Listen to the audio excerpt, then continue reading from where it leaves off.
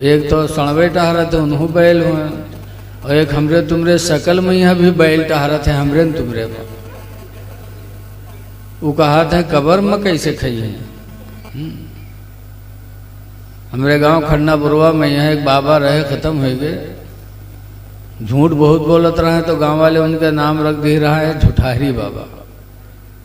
एक दफा कुछ ऐसे लोग पहुंचे, कहें झुठारी बाबा ये बताओ कि सामने खाना दे के फातिहा काहे करत हो। ये खाना का कबर में यह जाते मुर्दन पास। झुठारी बाबा कहें हाँ भैया रखत हैं तो जैते हुए। जाहिल आदमी तो कहें तो जात हो तो खैते हुई। झुठारी बाबा कहें हाँ भैया जइए तो खैबे करिए। तो कहें तो खात हुई है तो कबर में हगतो हुई। बहुत बदतमीज होत। झुठारी बाबा जाहिल आदमी कहें हाँ भैया खइए तो हगबे करिए। तो कहें तुमरे मुर्दन के कबर में बड़ी गंदगी रहा थी। झुठारी बाबा कहें ना ही भैया हम लोग फातिहा करे थे, जाते कबर में खाते हैं, हमारा मुर्दा हगत है। और तुम लोग फातिहा करत नहीं है, तुम्हारा मुर्दा कुछ पावत नहीं है, भुखात है तो वही का दौड़ दौड़ साफ करत है। यहार खर्चा वहार आमदनी है। कितनी बड़े नादान हैं कि खाते हैं तो कबर में हगते होंगे। जब कुरान शाहिद है कि अल्लाह ताला अपने बंदों को रोजी देता है और वो खाते हैं। जन्नत में जितने जन्नती हैं सब 35 साल के होंगे। यहाँ तो कोई 50 साल, कोई 60 साल, कोई 10 साल, कोई 2 साल, और जन्नत में सब 35 साल के होंगे। तरह तरह का अल्लाह का दिया हुआ खाएंगे और हौज़े कौसर का जाम पिएंगे। और जन्नत में न किसी को पैखाना लगेगा न पेशाब, सब खत्म। लागत है बैलवो हूँ ढूंढी है लेटरिन कहाँ है। यूँ में जैबे न करिए तो ढूंढिए कहाँ। वहाँ तो ईमान वाले जाएंगे। मुसलमानों खुदा की ज़ात पे भरोसा रखो। अल्लाह ताला हर चीज़ पर कादिर है। जिंदा हैं हम, जिंदों की याद मनाने के लिए यहाँ हाजिर हुए। अल्हम्दुलिल्लाह घोसी बिरादर के लोग, मैं कुछ जगह गया हूँ दरियाबाद के इलाके में, अल्हम्दुलिल्लाह सब सुन्नी सही अक़ीदा है। लेकिन याद रखो घोसी हो, इसलिए एक वाक़या याद आ गया।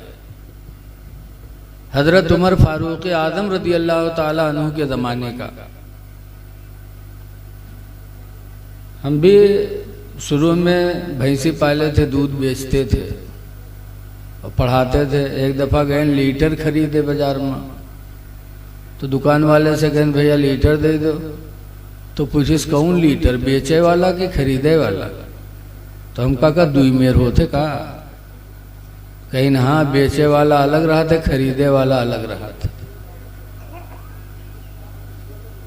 ऐ लोगो मुसलमान हो, खुदा की ज़ात पे ईमान लाना ज़रूरी है। अल्लाह ताला कुरान करीम सूरह रहमान में फरमाता क़ीमुल वज़्न बिल क़िस्त, बराबर बराबर तौला करो, नापा करो, कमी बेसी न करो। हज़रत उमर का ज़माना था, अमीरुल मोमिनीन थे, दिन में काम देखते थे और रात होती थी सब सो जाते थे। तो हज़रत उमर फारूक आज़म अकेले निकल जाते थे। पूरी दुनिया के प्रधानमंत्री थे और रात में निकल जाते थे लोगों की देखभाल के लिए, अकेले जाते थे। आज कोई मंत्री अकेले जाई बोलो दुखड़ दिए जी हैं, जानते हैं कि हमार कैरेक्टर अत्ता गंदा अकेले जेबे मार दिए जी। लेकिन हजरत उमर रात की तारीकी में टहल रहे थे। एक घर के करीब से गुजरे तो माँ बेटी के लड़ने की आवाज़ कान में पड़ी कि घर के अंदर माँ और बेटी दोनों लड़ रहे हैं। हजरत उमर ने सुना तो चले गए। सुबह हुई, सिपाहियों को भेजा कि फलां घर में माँ और बेटी लड़ रहे थे, दोनों को पकड़ लाओ। सुबह पुलिस जब पकड़ के लाई, तो हजरत उमर फारूक आजम ने पूछा कि रात में तुम लोग झगड़ा कैसे कर रहे थे? तब लड़की ने कहा, अमीरुल मोमिनीन, मेरे घर में दूध बिकता है और ये मेरी माँ है, रात में हमसे कहती थी कि दूध में पानी मिला दे, और मैं कहती थी अमीरुल मोमिनीन उमर ने मना किया है कि पानी में दूध मिलाकर बेचना जायज नहीं है। तो ये कहती थी मिला, कहूँ यहाँ बैठे देखा था, मिला। हमने कहा माँ ये कैसी बात रही कि अमीरुल मोमिनीन उमर फारूक आजम रज़ी अल्लाह तआला अन्हु के सामने हम फर्मा बरदारी का दम भरें और पीठ पीछे उनकी मुखालिफत करें? ऐसा नहीं हो सकता। तो उसकी माँ से पूछा कि बहन, तुम अपनी लड़की को दूध में पानी मिलाकर बेचने पे मजबूर क्यों कर रही थी? तब उस बुढ़िया ने कहा कि अमीरुल मोमिनीन, मेरे शौहर का इंतकाल हो गया, मैं बेवा हूँ और ये मेरी लड़की जवान है, इसका खर्च मेरे जिम्मे है और घर में कोई कमाने वाला नहीं है, दूध बहुत थोड़ा होता है, अगर खालिस दूध बेचूं तो मेरी और मेरी बेटी की जिंदगी गुजर नहीं सकती, इसलिए पानी मिलाकर बेचती हूँ ताकि मेरी और मेरी बेटी की जिंदगी गुजर जाए। हजरत उमर फारूक आजम, देखो इस्लाम में कैसे कैसे रहम दिल हैं। हजरत उमर कुरैश खानदान के थे और वो लड़की ग्वालिन खानदान की, अहिरिन खानदान की। और कुरैश खानदान अरब में सबसे ऊंचा खानदान माना जाता था। जैसे हमरे तुमरे यहाँ पठान, सैयद, ऐसे उस जमाने में बोला करो थोड़ा। कुरैश ऊंचे खानदान के थे कुरैश के। हजरत उमर और प्रधानमंत्री और एक बेवा औरत की लड़की।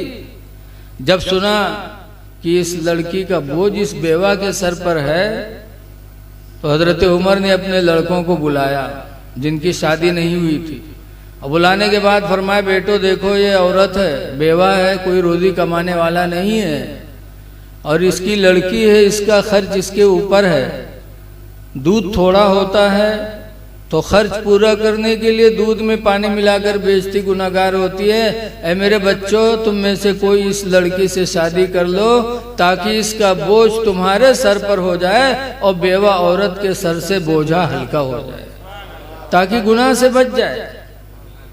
हजरत उमर रज़ी अल्लाह अन्हु के एक लड़के तैयार हुए और हजरत उमर ने उससे शादी अपने बच्चे की करा दी और उसका बोझ अमीरुल मोमिनीन के घर में आ गया और वो बेवा औरत का बोझ हल्का हो गया और गुनाह से भी वो बच गई।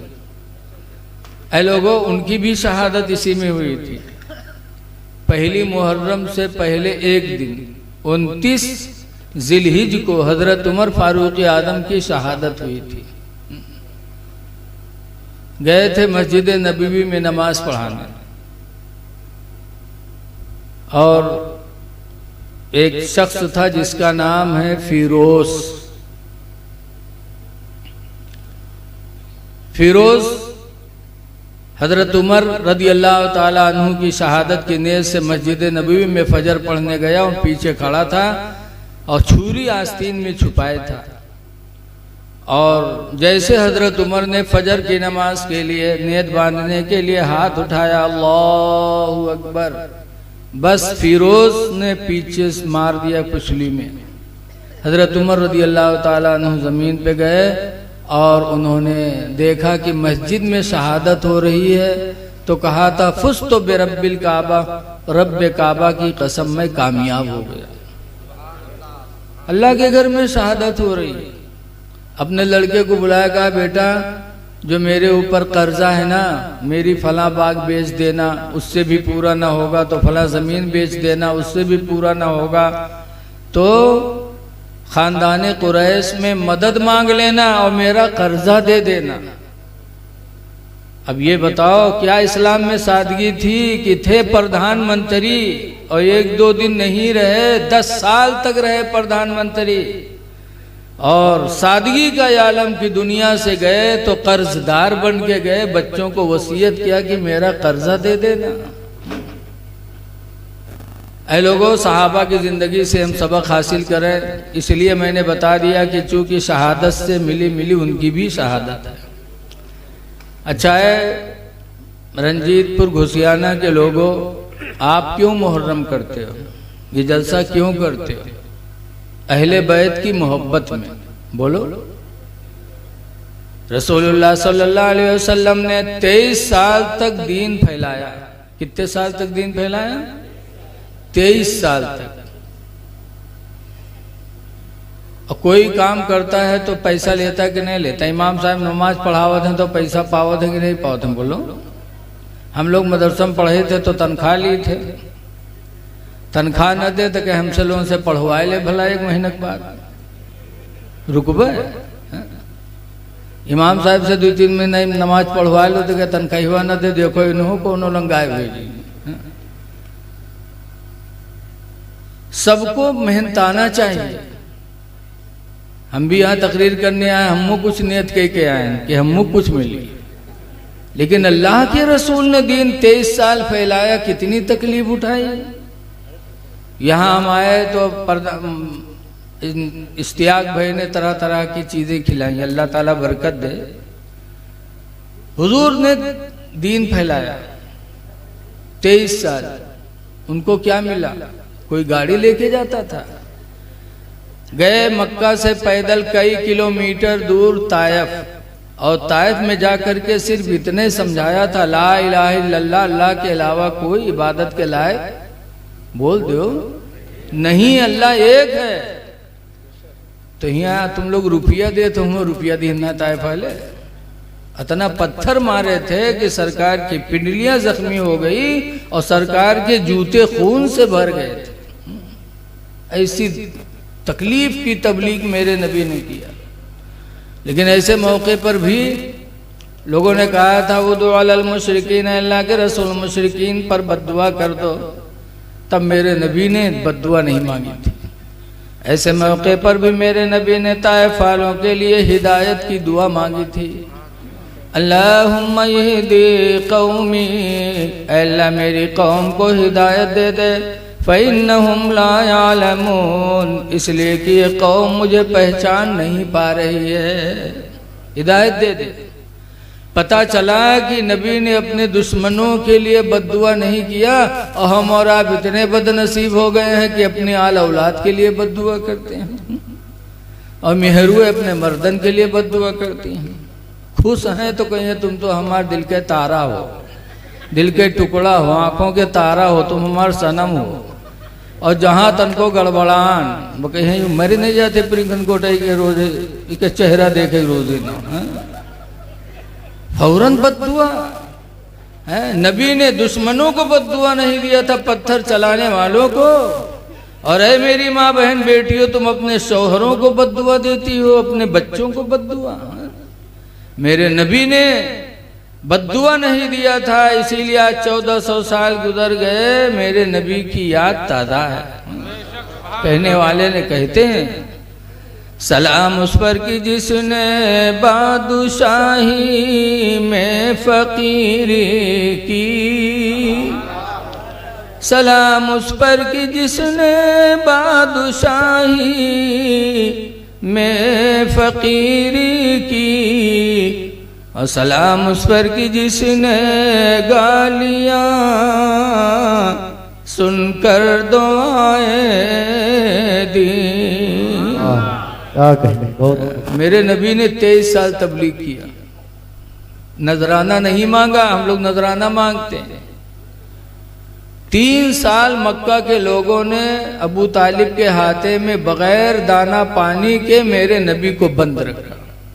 कितने साल बंद रखा? न पानी पहुंचने दिया न दाना, घास खा खा के मेरे नबी ने जिंदगी गुजारी। बनु हाशिम के लोगों ने क्या इतनी तकलीफ की कोई आज दीन का काम कर रहा है? मेरे नबी ने इतनी तकलीफें उठाई, लेकिन 23 साल दीन का काम करने के बाद उम्मत से कोई पैसा नहीं मांगा। मांगा तो क्या मांगा? कुरान में अल्लाह फरमाता है, कुल ऐ नबी तुम कह दो, ला असअलुकुम अलैहि अजरा, ऐ मेरी उम्मत, मैं तुमसे इस 23 साल की तबलीग पर कोई मजदूरी नहीं मांगता, इल्लल मवद्दत फिल कुर्बा, मगर अहले बैत की मोहब्बत मांगता हूँ। तुम सिर्फ मेरे घर वालों से मोहब्बत करो। मोहब्बत मांगी थी मेरे नबी ने 23 साल तबलीग के बदले में। तो अहले बैत कौन है? नबी हैं, फातिमा हैं, अली हैं, हसन हैं, हुसैन हैं, अहले बैत हैं। इनकी शान क्या है? आला हजरत के छोटे भाई मौलाना हसन रजा खां बयान करते हैं कि सर कटाना घर लुटाना कोई उनसे सीख ले,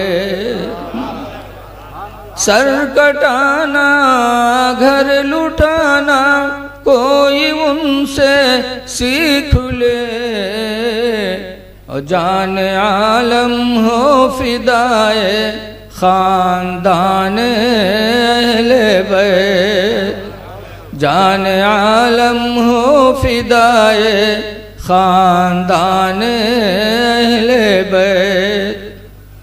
और किस शकी की है हुकूमत, हाय क्या अंधेरा है। शकी माने बदबख्त। किस शकी की है हुकूमत, हाय क्या अंधेरा है। और दिन दहाड़े लुट रहा है खानदान अहले बैत, दिन दहाड़े लुट रहा है खानदान अहले बैत। और रज़्म का मैदान बना है जलवागाहे हुस्न इश्क।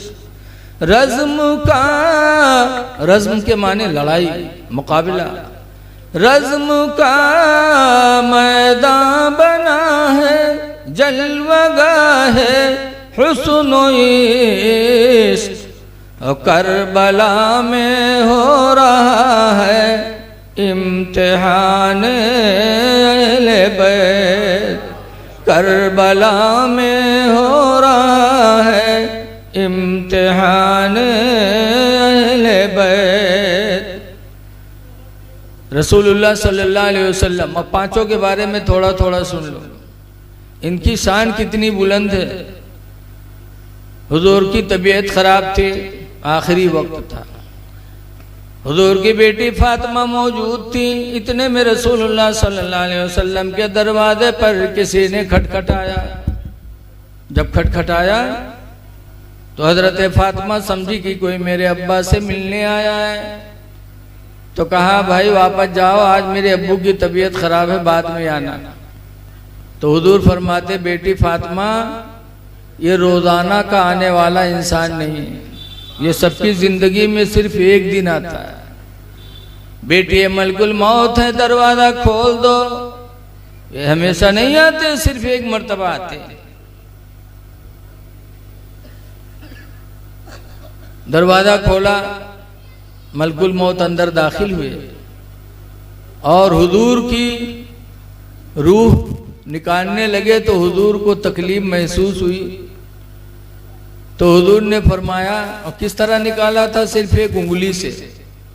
हुजूर को तकलीफ हुई तो फरमाया, मलकुल मौत रुको, तुम मेरी उम्मत की रूह कैसे निकालते हो? कहा, दोनों हाथ डाल के निकालता हूँ। हुजूर ने फरमाया, जब मेरी रूह एक उंगली से निकाल रहे हो तो मुझे इतनी तकलीफ हो रही है, और मेरी उम्मत की रूह जब तुम दोनों हाथ डाल के निकालते होगे तो कितनी तकलीफ होती होगी। ऐ मलकुल मौत, मेरी उम्मत को जितनी तकलीफ देनी है दे, वो सारी तकलीफें मेरे ऊपर गुजार दो, लेकिन मेरी उम्मत के रूह निकालने के वक्त मेरी उम्मत को तकलीफ न देना। ये मेरे नबी की मोहब्बत थी अपनी उम्मत से। लेकिन यहाँ जो मैं कहना चाहता हूँ, देखो कि मलकुल मौत गए तो दरवाजा खटखटाया, इजाजत मिली तब अंदर गए। ये जो बैलवे कहा थे जैसे वो वैसे हम, तो इनके ही आवत है मलकुल मौत, तो दरवाजा खटखटावत है। बोलो हमरे तुमरे यहाँ आवत है तो पूछत पाछत है। देखा जाता है अब्बा बीमार है, लड़के घेरे बैठे, अब्बा ये बात अब्बा वो बात, अत्ते में कहते हैं अरे बप्पा गए गए बप्पा, अरे गए बद्दे, अरे किहर से आए किधर लेके चले गए कुछ पता नहीं है। लेकिन नबी की शान है कि मलकुल मौत दरवाजे पे खड़े होकर इजाजत मांग रहे हैं। इसीलिए आला हजरत इमाम अहले सुन्नत फरमाते हैं कि नबी की शान बहुत बुलंद है। कितनी बुलंद है? फरमाते हैं ये जान लो कि सातों आसमान के ऊपर अर्श है तो कितना ऊंचा है, लेकिन फरमाते हैं कि अर्श के अकुल दंग है, चरख में आसमान है। इतना ऊंचा है, फिर भी हैरत में कि मोहम्मद का मर्तबा कितना ऊंचा है। अर्श की अकुल दंग है, चरख में आसमान है, और जाने मुराद अब किधर हाय तेरा मकान है। नबी की तरह कोई नहीं हो सकता, जब नबी की बीवियों की तरह कोई औरत नहीं हो सकती है, कोई नहीं हो सकता। कुरान में अल्लाह फरमाता या निसा नबी लस्तुन्ना कादिम मिनन निसा, ऐ नबी की बीवियों तुम्हारी तरह दुनिया की कोई औरत नहीं हो सकते। बेमिसाल है। नबी की बेटी फातिमा ज़हरा है, जब इनकी शादी हुई तो जहेज में हुजूर ने क्या दिया था। हमारी माँ बहन बेटियां सुन लें, आज दुनिया भर पाए जाते हैं तब हूँ मुंह मीठे रहा था। और फातिमा को कितना मिला था जहेज। शादी हुई तो एक चारपाई सरकार ने सिर्फ दिया फातिमा को, एक चमड़े का गद्दा दिया जिसमें रुई के बजाय खजूर के पत्ते भरे हुए थे। तीसरे नंबर पर एक मशकीज़ा दिया था चमड़े का पानी लाने के लिए, पानी ला के पीने के लिए। उस जमाने में टोटी थोड़ो लग रहा हूँ, मीठ दो मिले ला। चौथे नंबर पर चक्की दिया था आटा पीसने के लिए, गेहूं पीसने के लिए चक्की मेरे नबी ने अपनी बेटी फातिमा को दिया था, और एक प्याला मिट्टी का दिया था। ये थोड़ा सा जहेज जो मेरे नबी ने अपनी बच्ची फातिमा को दिया था। आखिर क्यों इतना दिया? सिर्फ तालीम उम्मत के लिए, वरना नबी गरीब नहीं थे। खुद हुजूर फरमाते इन्नी उती तो मफाती हो खजाइनिल अर्दे, मुझे तो जमीन के खजानों की कुंजियां सौंपी गई हैं। जमीन के खजानों की कुंजियां अल्लाह ने नबी को अता कर दिया था। तो चाहते बहुत दे देते, लेकिन नहीं, सिर्फ अपनी उम्मत का ख्याल करके नहीं दिया कि मेरी उम्मत में बहुत से गरीब होंगे, जब वो नहीं दे पाएंगे तो उनके दिल को ठेस लगेगी। इसीलिए मुख्तसर जहेज मेरे नबी ने दिया कि अगर कोई गरीब आदमी अपनी बेटी को ज्यादा ना दे सके तो तकलीफ न सोचे, बल्कि मेरी सुन्नत को देख करके दिल को सुकून हासिल कर ले। ये मेरे नबी का काम तालीमी उम्मत के लिए था। निकाह कहाँ किया था फातिमा ज़हरा का? मदीने की मस्जिद में। आज हम लोग कहाँ शादी करते हैं? गेस्ट हाउस में, सामियाना के नीचे। नबी ने अपनी बेटी फातिमा का निकाह अली से किया था मस्जिद नबवी में। ऐ लोगों, आज भी अगर हो सके तो अपने बच्चों का निकाह मस्जिद में पढ़वाओ, ताकि फातिमा और अली की सुन्नत जिंदा हो जाए।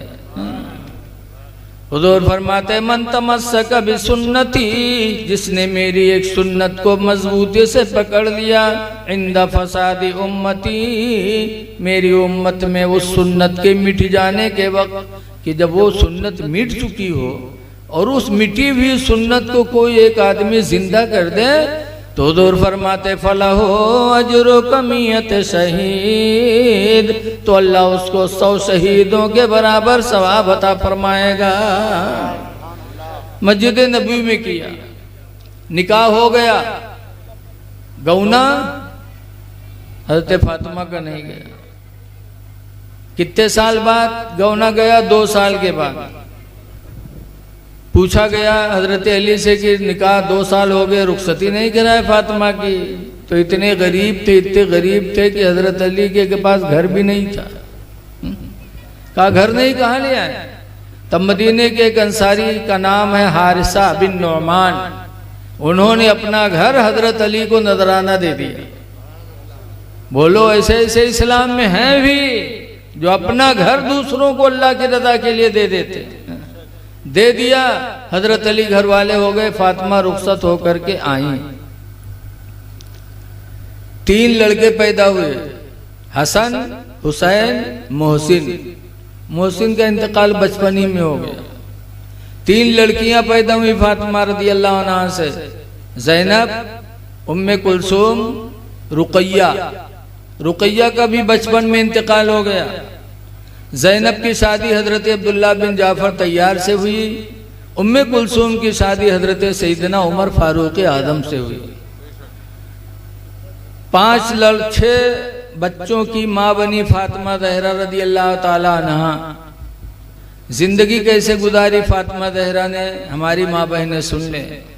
रात होती थी तो रातों में फातिमा के हाथ में कुरान, जबान से कुरान पढ़ती थी, दिल से तफसीर करती थी और पैरों से हसनैन का झूला झूलाती थी। दिन में हाथ में कुरान, जबान पे कुरान, दिल में तफसीर, पैर से हसनैन का झूला झूलाती थी। ये जिंदगी थी फातिमा ज़हरा की। और आज हमारी बहन बेटियन की जिंदगी, हाथ में ढोलक, जबान पे गाना और पैर नाच की तरफ, डांस की तरफ। कितना अफसोस होता है कि जब शादी होती है, निकाह सुन्नत है, इबादत है, और उसमें डांस होता है। मर्द रोड पर करते, मेहरुए घर में करते, उनके नीक नहीं लगा था।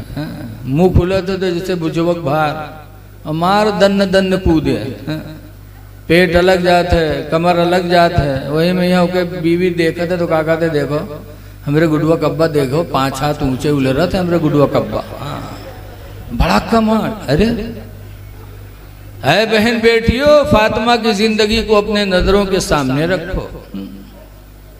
रसूलुल्लाह सल्लल्लाहु अलैहि वसल्लम का जब इंतकाल हो गया, रबीउल अव्वल में हुजूर का विसाल हुआ, तो हुजूर के विसाल के बाद फातिमा दुनिया में सिर्फ 6 महीना जिंदा रही।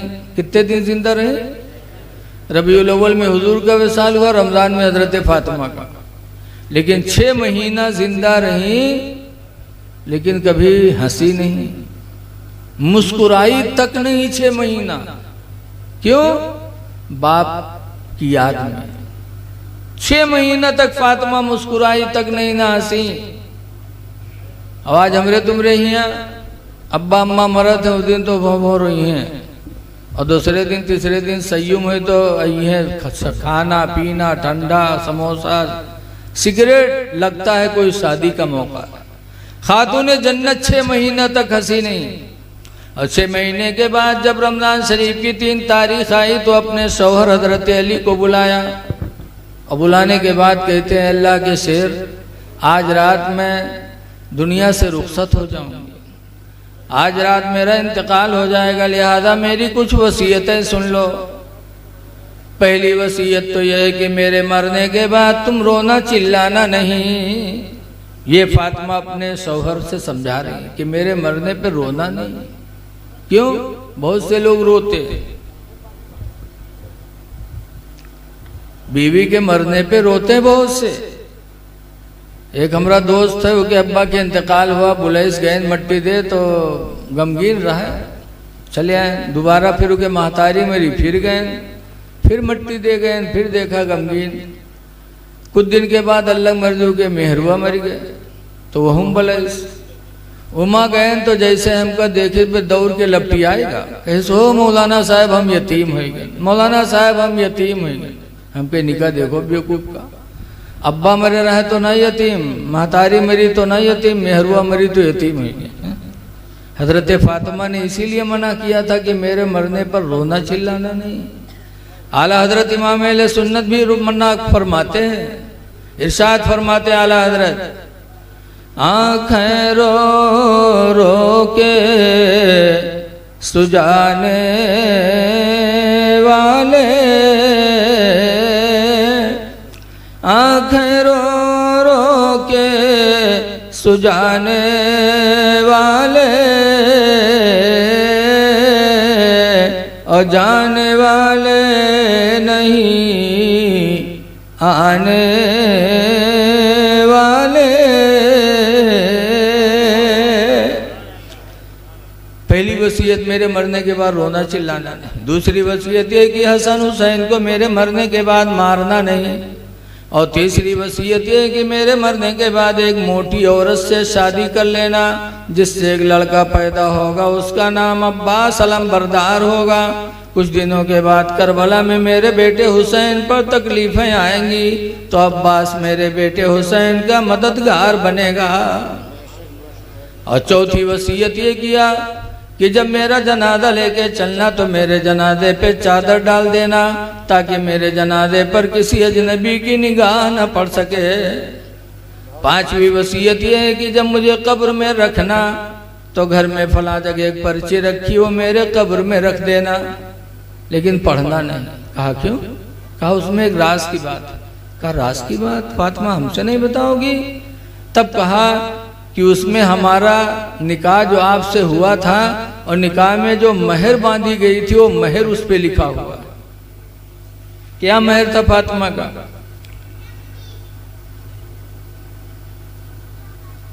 जब हुजूर ने फरमाया फातिमा तुम्हारा निकाह अली से कर दूं, महर में अल्लाह ने जन्नत की सारी नेमतें तुम्हारे लिए रख दी हैं। कहा ये महर मैं मुझे पसंद नहीं। तब जिब्रील एक पर्ची लेके आए थे, उस पर्ची में लिखा था जाल तो शफात उम्मती मोहम्मदिन सदाका फातिमा, कि मैंने फातिमा के महर में उम्मत मोहम्मदिया की बख्शिश मैंने कर दिया।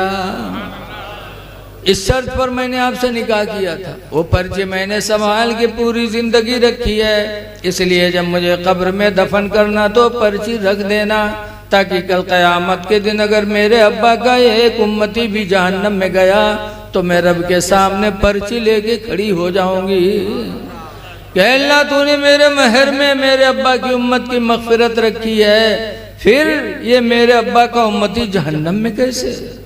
ये फातिमा की मोहब्बत थी हम लोगों से। जाते जाते हमारी मोहब्बत फातिमा के दिलों से ख़त्म न हुई तो इंशाअल्लाह मुसलमान भी जब तक दुनिया में रहेगा उनके दिलों से अहले बैत की मोहब्बत नहीं निकलेगी।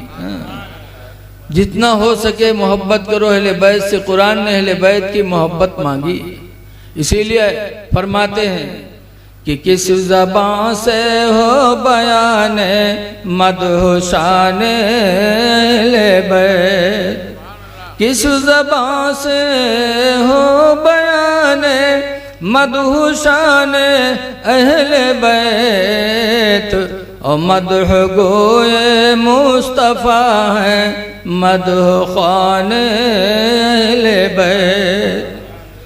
हज़रत अली शेर खुदा है, कूफा में रहते थे, पूरे दुनिया के अमीरुल मोमिनीन थे। कूफा में एक औरत थी जिसका नाम था कताम, यहूदिया धर्म की थी, बहुत खूबसूरत थी। उससे निकाह के पैगाम बहुत लोग भेजते थे, लेकिन वो महर इतना मांगती थी कि कोई दे ही नहीं पाता था। कितना महर मांगती थी? 3 महर मांगती थी। वो बहुत खूबसूरत थी। नंबर 1 1000 दिरहम यानी चांदी का रुपया। दूसरे नंबर पर खिदमत के लिए एक लौंडी और एक लौंडा।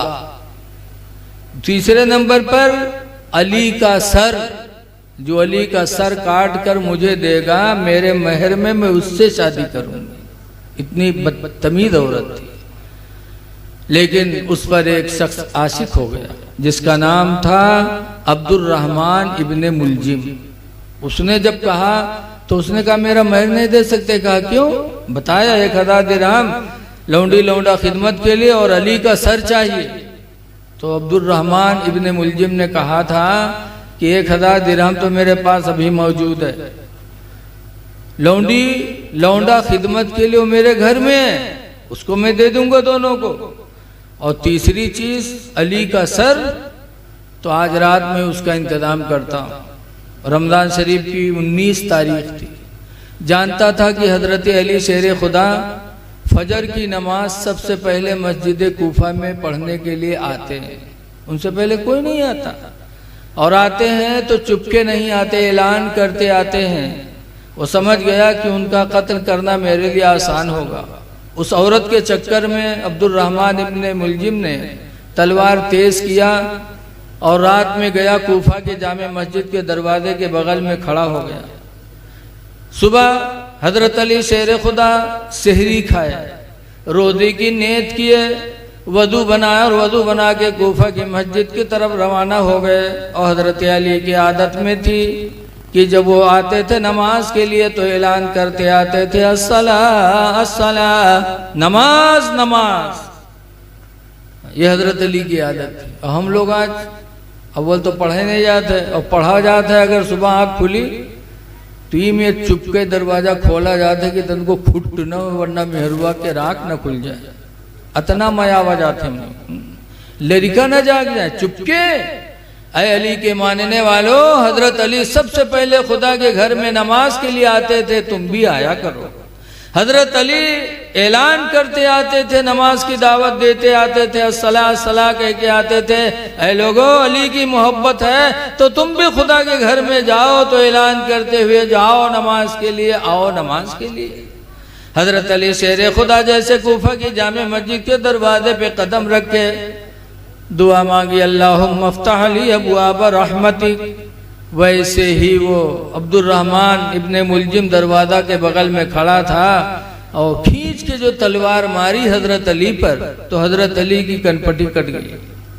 जमीन पे आ गए, देखा कि खुदा का घर है और कत्ल करने वाला मेरा मजूसी है, मुसलमान नहीं है। तब हजरत अली भी खुश होके कहे थे, फुस्तु बिरब्बिल काबा, रब्बे काबा की कसम मैं कामयाब हो गया।